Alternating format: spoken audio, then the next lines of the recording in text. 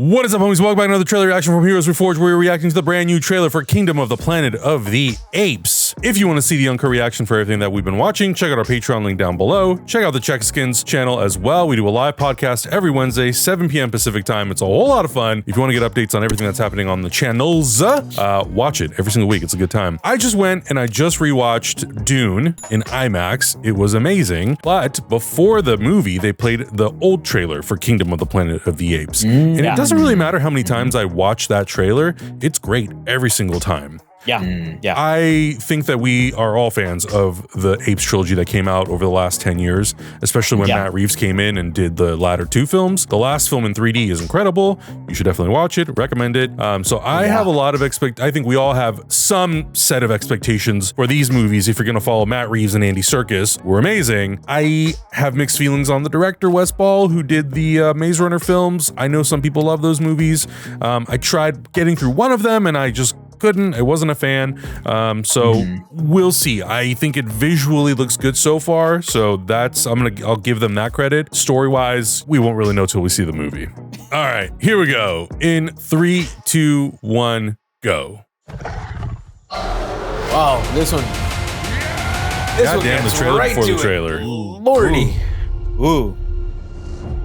I know, dude, the effects look great though, dude. Are you familiar with the concept of evolution? I love how much humanity there are in the chimpanzees of this world. In their time, humans were capable of many great things. They could fly like eagles fly. They could speak across oceans. Huh. But now it is our time. Yup. And it is my kingdom. Oh, I think this guy's a bad guy. We will learn. Apes will learn. I will learn. Ooh. And I will conquer. Wow. Wow. Jesus. Yo.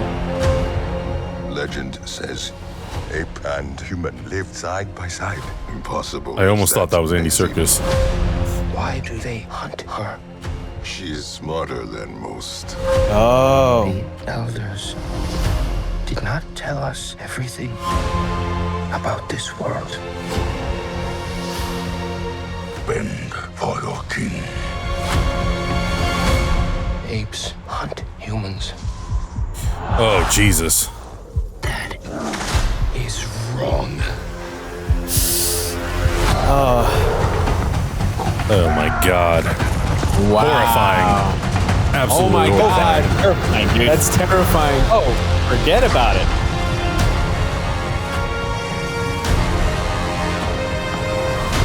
Together, you will die.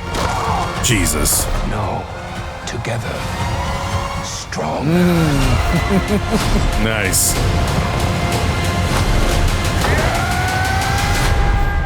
Good Lord. Jesus. Oh my Jesus. God. Dude, it looks epic, dude. It does look That epic. looks It looks epic as hell. crazy. I don't, maybe you guys know, but I actually don't know how many years after the last Apes film this takes place. Yeah, I guys happen remember to know? reading it. I don't know. I don't remember, but I remember reading it somewhere, and it's like hundreds. It's like a while. And that's the wow. thing about this movie that is so interesting is that like the previous trilogy was really like the origin of the Planet of the Apes. It set everything up. It shows you how it goes from our world to like this disease that basically wipes out humanity. And now it's a weird rewatch, bro. When you watch that movie and that virus spread, it's like it feels like COVID-19. It's a weird rewatch. And then they even further evolve it by the last movie in that trilogy with like human beings start losing their intelligence and their ability to speak because it's slowly getting basically to the beginning of the original Charlton Heston Planet of the Apes, where that's where people were, and then that's where apes were, and apes are fully wearing clothing, and they have a society. And this movie, it feels like it's almost a remake of that original film because it's closer to that than it is to the new Apes reboot trilogy that just came out. Right. Yeah. Like you've got humans being hunted. You've got basically the world set up as we know it from that original 60s movie. But the twist in this is like, well, there's one human who is smarter than the rest of the humans. So like maybe there's a chance.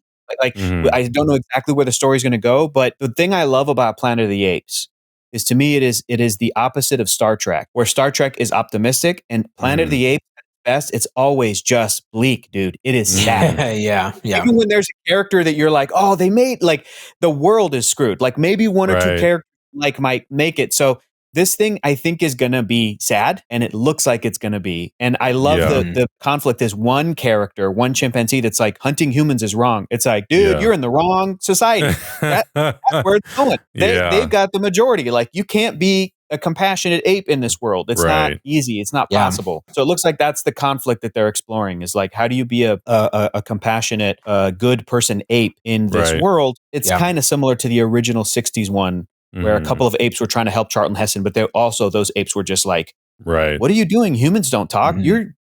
You're insane. Yeah. Well, the thing that I think excites me about not even just the last trilogy, but the modern sort of retelling of the Planet of the Apes story was that I didn't grow up watching those Charlton Heston films. And I know there's like 5 or 6 of them. And then Yeah. Tim Burton did a reboot. And then, we got to Dawn of the Planet of the Apes. And when I went into it, I was like, I don't really know, like, how does this all fit in? Like, what's the timeline stuff? But, once I knew that was like a clean reboot, it still didn't really answer the questions that I had about the original that I was like, well, wait, why is civilization the way that it is? And now I feel like this new series of films is kind of helping to contextualize that idea. Like I was reading right now that War of the Planet of the Apes moves the timeline forward 2 years after the movie before it, which is 2028. So this takes place around 300 years after. So that would sort of explain and put into context why is civilization kind of at the point that it's at, and why does it sort of look like there's nothing left in the world other than pockets, I guess you could say, of humans and apes and all these sorts of, and all this sort of stuff. So it's going to be really cool to see where they take this film, if it's going to set up a new trilogy, if it's going to set up a modern, not even a retelling, but just a modern interpretation of a Planet of the Apes story could be today. And what it has to say about, maybe the state of the world at that point. And I mean, you mentioning like the whole spread of the virus and all that stuff, those 3 Apes movies that came out in the last 10 years are so, I don't even know if sophisticated is the right word. Oh, that's a good word. It really treated the material in a yes, science fiction, but also it was grounded in a lot of ways too. And it really just like, I think when audiences watched it, I would imagine a lot of people, including myself, didn't know what to expect from it. But the real scientific route that it took, I was like, God damn, we've come a long ways with taking these like older concepts or these old movies or these old stories, whether they're books or whatever, and really infusing a lot of like relatability and humanity and grounding them and making the audience feel really invested in the story, which is cool. So for all those reasons, I'm looking forward to seeing like where the story goes next and what they do with this entire franchise. I think not enough people give this rebooted franchise enough credit of being as successful as it is for like a reboot. Yeah. Because they're amazing movies and they're so touching and they're so well written. Yeah. And they really make you like reflect on the things you do as like a human. And it's you treat each other, you treat everything around you. Yeah. Everything around you, how you interact with nature, how you interact with animals and other people. And it's such a retro, like it's such a reflective movie on like the human experience, but it's through the eyes of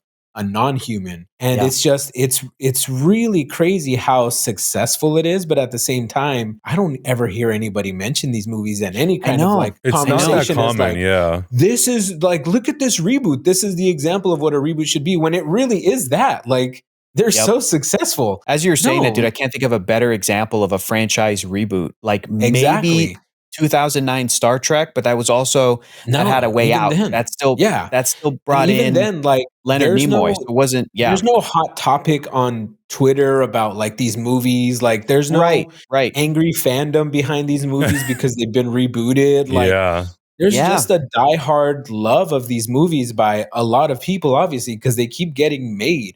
And they're getting bigger and they're looking better. And so I think these movies are kind of like sleeper hits wherein Yes. like Yeah. the moment they announce they stop doing it, people are going to be like, oh, but these movies were all this and all that. And Yeah. like, it's going to cause like an upheaval if they ever stop making them. But right now it's like, people would rather go out and watch something else. It feels like, I don't know. It sits in a really weird place in cinema. Yeah. I think you kind of nailed it though, is that like none of those new 3 movies, and it doesn't look like this one either, none of them were close to being bad enough to make any nerd angry. Like, like people think it had a toxic fan base. Anybody talking about these new movies, even if you're a diehard lover of like the Charlton Heston original and the series that followed, and I know there are like movie nerds out there that are that fandom. I think even they were like stoked that the new ones were good. And the new ones respected the originals enough that, like, for example, there's a great scene in one of the sequel movies, like the 3rd or 4th Planet of the Apes they did in like the 70s or 80s, where one ape says, talking about like the first ape that spoke, and it's Caesar. And one day he turned to his master and said, no. And they just recreated that moment in the first film. So even like the diehard Planet of the Apes nerds are like, yeah, that's from one of the originals. Like when he finally did that to Tom Felton in the Rise of Planet of the Apes movie. So just an incredibly successful Rise. reboot. That's what it is. Rise, yeah, just such a great reboot series, and they got better and better. And like, I really want to watch those 3 with you guys before this one. And then if we're all feeling it and grooving it, we can go and watch those original 5, because those 5 technically would take place even after this one. After all this, like thousands of years in the future, Charlton Heston accidentally comes back and he's like, where am I? What the hell is this? And we could maybe watch those. That could be fun. Yeah. So, for sure. But of course, let us know your thoughts. If you're a big fan of Planet of the Apes, how do you feel about the previous trilogy? How do you compare that to the original series of films? Let us know what you're looking forward to in this movie and where do you think it could go. Check out all the other uncut reactions that we've been watching on our channel. Check out the Chexkins podcast as well. And we'll see you in the next one. Bye. Bye.